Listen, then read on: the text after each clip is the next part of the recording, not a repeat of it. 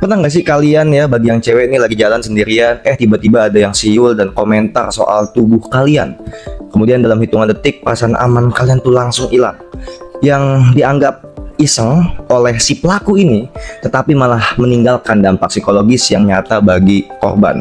Ya, fenomena ini biasa kita kenal sebagai catcalling. Dan hari ini kita bakal bahas kenapa perilaku ini bisa muncul dari sudut pandang psikologi. Oke, jadi stay tune terus.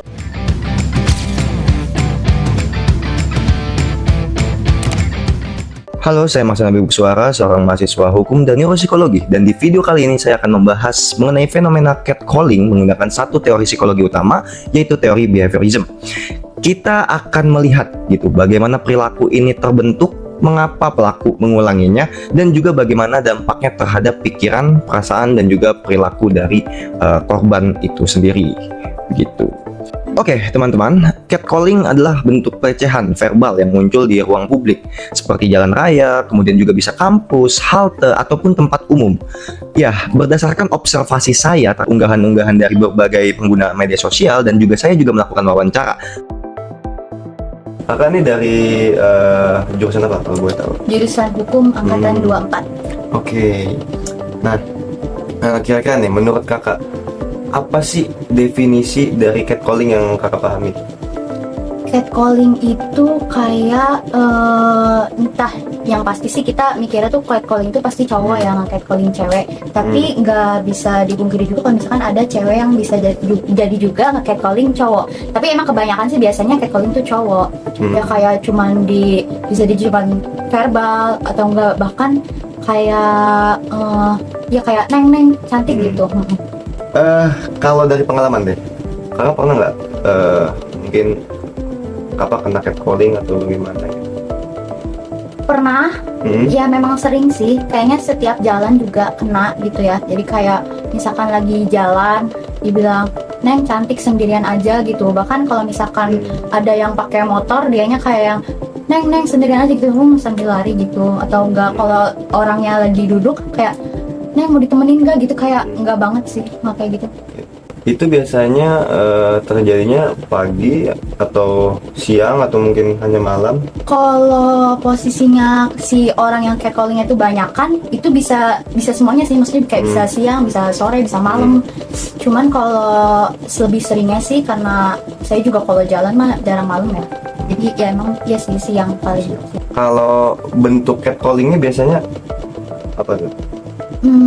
Kayak biasanya manggil, siul, atau enggak muji gitu kayak cantik sendirian aja, gitu aja sih paling. Ada nggak kriteria, misalkan biasanya orang-orang yang catcallingin apakah dari umur deh, apakah biasanya? Iya, umur. Kadang ke anak sekolah pun suka sih sebenarnya. Yang kayak suka udah apa, kalau anak sekolah tuh biasanya naik motor. Tapi kalau misalkan orang-orang yang udah lumayan tua gitu ya, itu bisa juga kayak coba, bahkan kayak tukang ojek, kayak saya ke warungnya, misalkan ke warung depan kampus aja nih, beli minum kayak neng nanti kan kayak ya gitulah, kayak mulut putih gitulah, bener-bener deh. Kalau dari perasaan kakak sendiri dengan adanya catcalling ini, biasanya responnya dari kakak apa? Jujur takut sih, maksudnya kayak maupun anak sekolah yang lebih muda dari saya juga, mereka kan tetap laki-laki ya, jadi saya tetap takut sih sebenarnya. Itu ngeganggu aktivitas kakak nggak? Sebetulnya tuh kalau yang mengganggu aktivitas banget sih enggak, cuma risih sih iya. Mulai kenal lah, kayak misalkan kita mampir ke warung aja nih, warung dekat rumah yang banyak kumpulan laki-lakinya pada misalkan pada main game. Ketika saya suka ke sana tuh, saya aja males gitu ngeliat kumpulan laki-laki, karena pasti kayak ya gitulah, ini kayak disiul-siulin kayak. Untuk kayak tempat-tempat kayak komplek atau di perumahan sendiri, oh masih kena juga? Kan di situ banyak anak muda juga kan. Pernah nggak kakaknya ceritain gitu pengalaman catcallingnya ke orang tua atau teman terdekat atau mungkin ke saudara atau?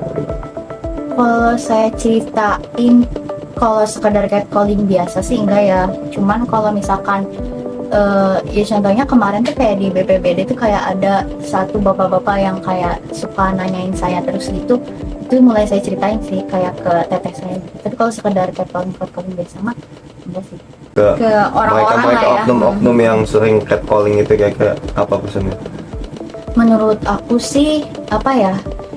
Mungkin catcalling itu buat kalian tuh suka sekedar cuma bercanda atau gimana ya. Tapi bagi orang yang merasakan di catcalling itu sangat ketakutan atau enggak risih. Satu risih, kedua ketakutan, ketiga mau itu pun bercanda atau gimana, saya tuh tetap gak suka sebenarnya gitu. Jadi kayak hanya sekedar cuma manggil-manggil atau memuji pun, saya tuh merasa takut sih kalau digituin. Apa yang punya cara tersendiri gitu? Ada nggak? Atau masih Sebenarnya masih belum sih, karena sejauh ini kalau tempat-tempat yang emang suka saya lalui itu yang suka catcalling, mau saya kayak kan ada tuh biasanya di TikTok caranya kayak misalkan pakai ganti baju jadi setelan ibu-ibu ya, anti catcalling gitu.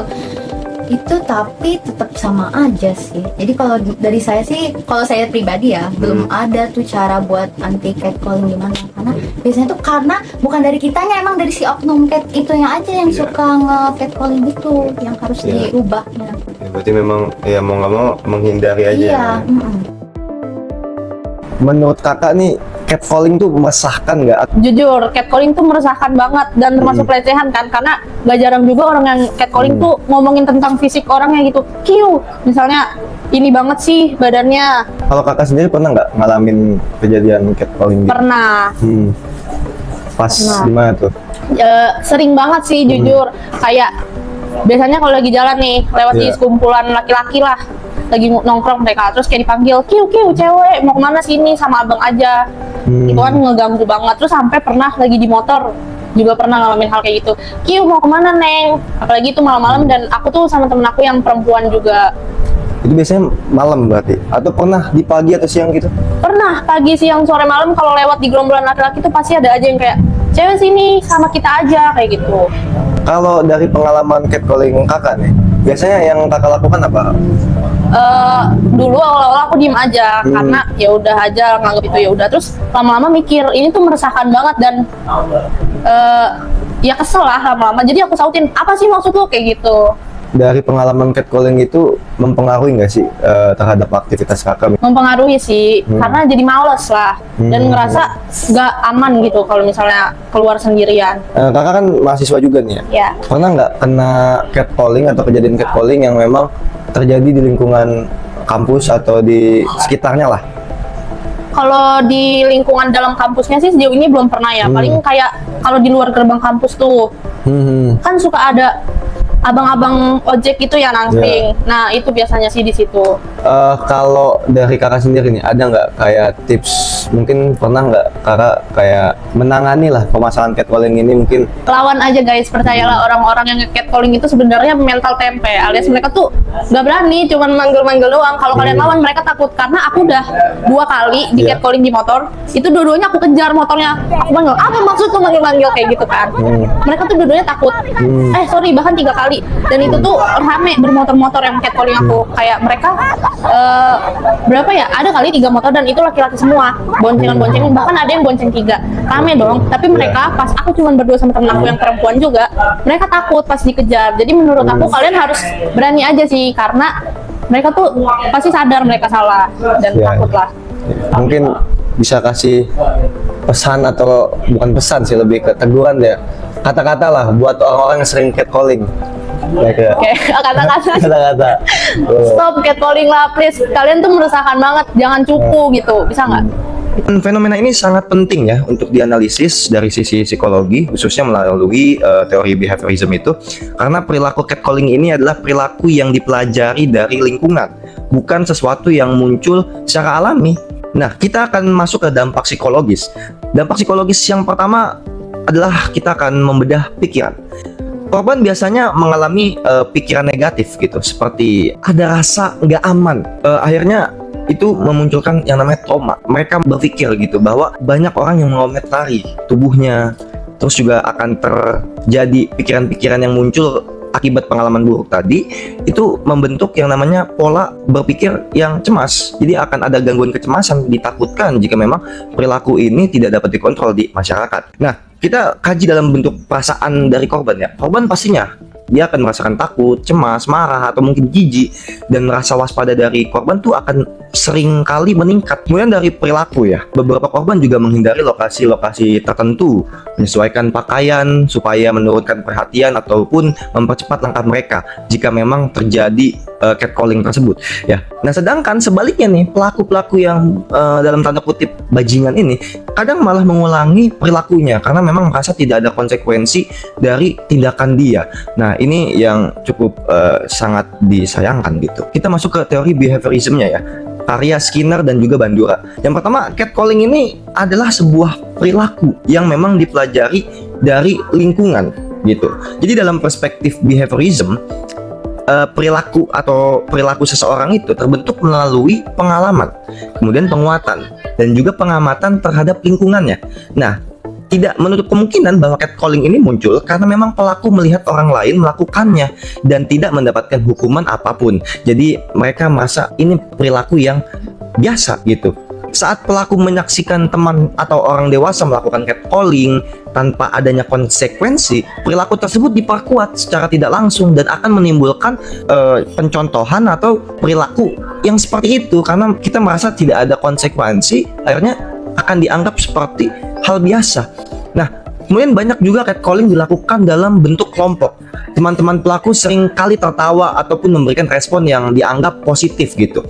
Nah, dalam behaviorism, inilah yang disebut yang namanya reinforcement atau penguatan. Karena mendapat penguatan sosial, maka pelaku ini merasa perilaku tersebut dapat diterima, bahkan dianggap keren. Ini juga salah satu ciri mentalitas kawanan. Dan mentalitas kawanan ini adalah mentalitas yang sangat buruk gitu di dalam kehidupan sosial. Walaupun memang mentalitas kawanan ini adalah bawaan biologis ya, cuman memang harus dikontrol. Nah, sekitar juga menyebutkan bahwa perilaku yang memang tidak diberikan hukuman atau sanksi itu cenderung akan diulang-ulang. Catcalling hampir tidak pernah ditindak secara sosial maupun hukum, sehingga pelaku tidak belajar bahwa perilaku tersebut tuh sebetulnya salah. Tidak adanya konsekuensi membuat perilaku itu semakin kuat. Nah, kemudian ada yang namanya modeling atau pengamatan. Behaviorism modern mengakui bahwa manusia belajar melalui modeling atau pengamatan. Jadi dalam beberapa lingkungan, komentar verbal bernada seksual itu masih dianggap lumrah.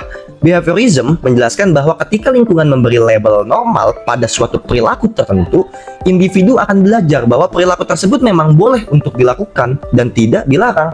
Akhirnya catcalling ini menjadi habitual. Ini seringkali, khususnya ya yang bapak-bapak itu melakukan catcalling kepada pemuda dan di depan anaknya gitu. Jadi ini akan membuat bahwa hal yang dilakukan oleh bapak itu tuh sesuatu yang normal dan dicontoh. Ketika korban ya pernah mengalami catcalling sebelumnya, sistem belajar mereka tuh akan membentuk respons waspada, ya kecemasan setiap kali melalui tempat umum.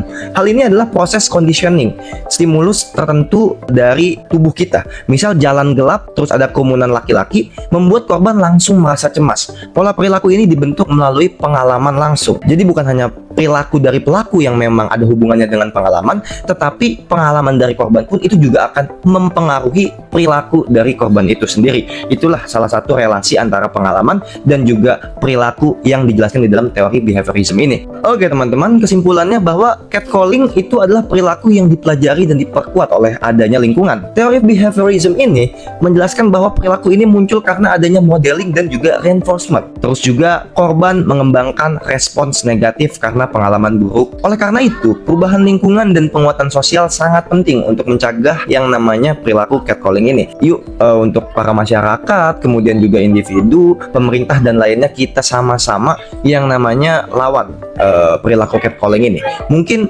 dari pemerintah bisa memberikan revisi dalam undang-undang yang membahas tentang catcalling atau perilaku yang memang menjerumus kepada arah tindakan seksual, karena catcalling ini terkadang memang bisa menjerumus kepada pelecehan secara verbal. Jadi harus ada mekanisme hukum yang mengatur hal ini gitu. Walaupun memang sudah ada undang-undang tindak pidana kekerasan seksual dan juga di dalam KUHP pun sudah diatur mengenai pelecehan, baik itu secara fisik ataupun secara verbal. Cuman memang secara tindak lanjutnya dan juga penguatan terhadap perlindungan hak perempuan ini masih dinilai kurang cukup. Kemudian juga untuk sosial, tatanan sosial juga harus melawan dan tidak membiasakan atau membudayakan perilaku catcalling ini. Dan untuk individu yang memang terkena atau terdampak dari catcalling ini, mungkin bisa yang pertama viralin aja lewat media sosial, atau yang kedua bisa dengan cara laporan atau minta tolong kepada pihak keluarga kalau memang catcalling ini sudah menjumus kepada arah yang tidak betul atau kecenderungan seksual. Kemudian juga bisa dengan dilawan, dibalikin aja. Terkadang memang orang-orang yang melakukan catcalling ini seringkali bermental tempe. Kalau dilawan itu mereka pun tidak berani karena memang ada rasa bersalah dari mereka sebetulnya begitu. Mungkin cara yang paling aman adalah teman-teman bisa minta tolong, atau teman-teman yang perempuan yang memang rentan seringkali pulang malam atau seringkali rentan terhadap kejahatan seksual, bisa beli semprotan merica ataupun beli benda-benda yang memang bisa dipakai untuk alat bela diri yang memang tidak mematikan tentunya ya. Mungkin kayak tongkat listrik yang memang melumpuhkan pelaku gitu. Nah, itu untuk mekanisme pertahanan diri atau bela diri dari wanita itu. Dan untuk para pelaku yang melakukan catcalling, ya menurut gua lu tuh harus mikir lah gitu. Jangan goblok gitu ya. Oke? Terima kasih teman-teman semuanya.